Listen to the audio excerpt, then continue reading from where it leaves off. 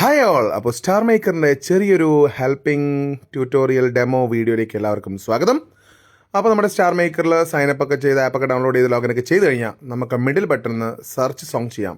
അപ്പോൾ song search ചെയ്യുമ്പോൾ നിങ്ങൾക്ക് അവിടെയുള്ള റെക്കമെൻഡഡ് സോങ്സ് എടുക്കാം, അല്ലെങ്കിൽ പാട്ട് സെർച്ച് ചെയ്തെടുക്കാം. അപ്പോൾ അതിനങ്ങനെ വേരിയസ് മെത്തേഡ്സ് ഉണ്ട്. അപ്പോൾ അങ്ങനെ നമ്മൾ ഇഷ്ടപ്പെട്ട ഒരു പാട്ടിൻ്റെ ഷോർട്ട് വേർഷനോ ഫുൾ വേർഷനോ ഒക്കെ എടുത്തു കഴിഞ്ഞാൽ സ്വാഭാവികമായിട്ട് അവിടെ എന്ത് നോക്കണം, മാക്സിമം ഏത് ലാംഗ്വേജാണ് നോക്കണം. പിന്നെ അത് കൂടാതെ നമുക്കവിടെ ലിറിക്സിൽ എത്രത്തോളം ലൈക്ക് ഉണ്ട്, എത്രത്തോളം റിവ്യൂ ഉണ്ട്, റേറ്റ് ഉണ്ട്, ആ ഒരു എത്ര റെക്കോർഡിങ്സ് ഉണ്ടെന്ന് ഇത്രയും കാണിക്കാം. അപ്പോൾ അത്രയും ഒരുപാട് റെക്കോർഡിങ്സുകളായിരിക്കും ഏറ്റവും അടിപൊളി പാട്ട്.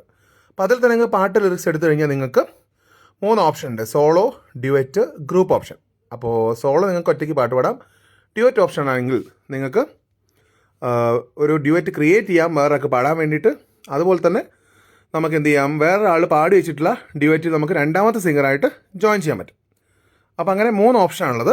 അപ്പോൾ നിങ്ങൾക്ക് ജോയിൻ ചെയ്യണമെങ്കിൽ നിങ്ങൾക്ക് ഒരുപാട് നിങ്ങൾ സ്ലൈഡ് ചെയ്ത് നോക്കിക്കഴിഞ്ഞാൽ ഒരുപാട് ആൾക്കാർ ഡ്യുവറ്റ് പാടിയിട്ട് രണ്ടാമത്തെ പോർഷൻ ബ്ലാങ്ക് ആയിട്ട് വിട്ടിട്ടുണ്ടാവും. അത് നിങ്ങൾക്ക് ജോയിൻ ചെയ്യാൻ പറ്റും, ഡ്യുവറ്റ് ജോയിൻ. മറിച്ച് സോളോ ആണെങ്കിൽ സിംഗിൾ സോങ് നിങ്ങൾ ഫുള്ളായിട്ട് പാടുന്നതാണ്, അതിൻ്റെ പോർഷനായിട്ടും പാടാൻ പറ്റും. പിന്നെയാണുള്ളത് audio song and video song. അപ്പോൾ ഏത് വീഡിയോ സോങ് ആയിട്ടുള്ള ഡ്യുവറ്റ് ആണെങ്കിൽ പോലും നമുക്കത് ഓഡിയോ ആയിട്ട് ജോയിൻ ചെയ്യാം. പക്ഷേ വീഡിയോ സോങ് ക്രിയേറ്റ് ചെയ്യുകയാണെങ്കിൽ നമുക്ക് വീഡിയോ സോങ് ക്രിയേറ്റ് ചെയ്യണം. വീഡിയോ സോങ്ങുള്ള പ്രശ്നമാണ്, നമുക്ക് വീഡിയോ റീവൈൻഡ് ചെയ്തിട്ട് അതത് ലിറിക്സിൽ പോകാൻ പറ്റില്ല. പിന്നെ ഈ ഒരു സംഭവമാണ്, നമ്മുടെ ലിറിക്സ് സ്റ്റാർട്ട് ആയി കഴിഞ്ഞാൽ red portion and blue portion and custom. അപ്പം നമ്മൾ ഏത് പാട്ട് പാടുമ്പോഴും ഒന്നുകിൽ റെഡ് ലൈൻസ് ഫോളോ ചെയ്യുക, ബ്ലൂ ലൈൻസ് രണ്ടാമത്തെ ആൾക്ക് വിട്ടുകൊടുക്കുക, ബ്ലാങ്ക് വിടുക. അല്ലെങ്കിൽ ബ്ലൂ ലൈൻസ് പാടുക, എന്നിട്ട് റെഡ് ലൈൻ നമ്മൾ സൈലൻ്റ് ആയിരിക്കുക, രണ്ടാമത്തെ ആൾ അവിടെ പാടും എന്ന് നമ്മൾ അസ്യൂം ചെയ്യുക, വിചാരിക്കുക. ഇത് രണ്ടും നമുക്ക് പ്രോപ്പർ അല്ല, ശരിക്കുള്ള പാട്ടിനനുസരിച്ചല്ല, എന്തെങ്കിലും വ്യത്യാസം ഉണ്ടെങ്കിൽ നമുക്ക് എന്ത് ചെയ്യാം, മൂന്നാമത്തെ ഒരു ഓപ്ഷനായ കസ്റ്റം ഓപ്ഷൻ തിരഞ്ഞെടുക്കാം. അപ്പോൾ കസ്റ്റം ഓപ്ഷൻ തിരഞ്ഞെടുത്താൽ നമുക്ക് അവിടെ മാർക്ക് ചെയ്യാം, നമുക്ക് ഒരുമിച്ച് ചെയ്ത് പാടണം. ആ ഒരു 2 പേഴ്സൺസിൻ്റെ സിമ്പിൾ ഉള്ളതാണ് ഒരുമിച്ച് പാടുന്നത്. സിംഗിൾ സെലക്ട് ചെയ്ത് കഴിഞ്ഞാൽ നമ്മൾ സെലക്ട് ചെയ്യാത്തതായിരിക്കും ബ്ലൂ. അപ്പോൾ സെലക്ട് ചെയ്യാത്തത് നമ്മൾ പാടാൻ പാടില്ല. അപ്പോൾ അത് ഫോളോ ചെയ്ത് കഴിഞ്ഞാൽ നമുക്കിങ്ങനെ പ്രോപ്പറായിട്ട് പാടാൻ പറ്റും.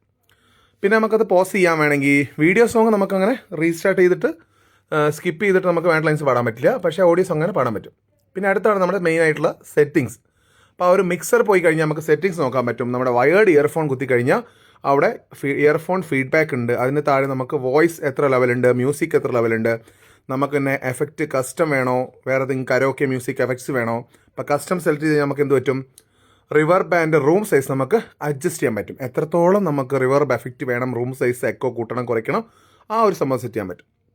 അപ്പോൾ ഈ ഒരു സെറ്റിങ്സ് എല്ലാം നമുക്ക് പാട്ട് പാടിയതിന് ശേഷം വേണമെങ്കിൽ ചെയ്യാം. അതേപോലെ തന്നെ പാട്ട് പാടുമ്പോൾ ആ ഒരു സിഗ്നൽ ബാർ ഇങ്ങനെ പോകുന്ന കാണാം, അതിനനുസരിച്ച് പാട്ട് പാടുക.